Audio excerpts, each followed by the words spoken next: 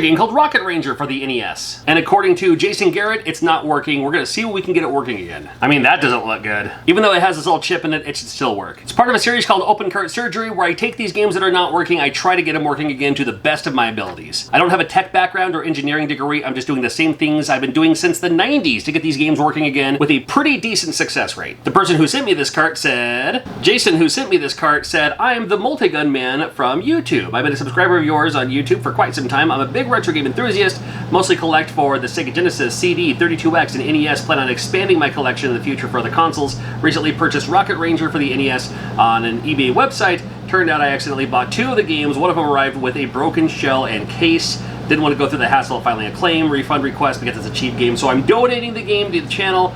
See if we can get it working. If we can do whatever you want with it.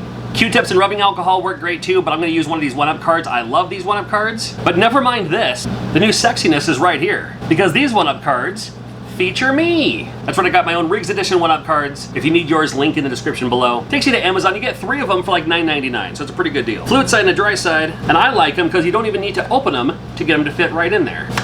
So I'm just going to do a little cleaning on this side. A little bit on this side. It's interesting because since it has that thing there, you can literally just slide it right out. You're not supposed to be able to do this. This guy used a 1-up card so hard, he ended up breaking right through, Incredible Hulk style. Well, let's see. All right, and then the dry side just kind of buff it out. I have no idea what 14F stands for. Gonna turn it on, see what he do. He said it wasn't working or anything, so. And it's still not working. All right. Well, that means we get to open it. It's a 3.8mm game bit. They sometimes call it a security bit. And all the tools I use on my channel, I have it all linked to my Amazon store. You can check out that link in the description. Yeah, in case you're looking for what soldering irons I use and stuff like that. I haven't used a soldering iron in a while. I do have it handy just in case.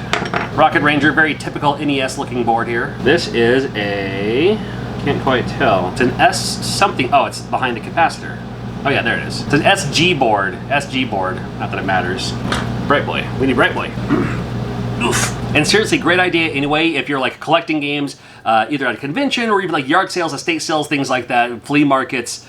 Clean your games before you pop them in there. Don't just blow into them to make sure they work. You don't want that junk from the game going into your console. This stuff's called Bright Boy. It's a brass polisher, but it doesn't leave that weird residue that Brasso does. However, after using this, I still want to use the 1-up card to clean off any residue that it may have picked up. And there's a lot of people who don't like using stuff like this, and that's fine. Totally fine. I've known people use like erasers, people use like glass pins or whatever those little things are. You know, a lot of people have a lot of different ways of cleaning their games, and this is the way that works for me, so this is what I do.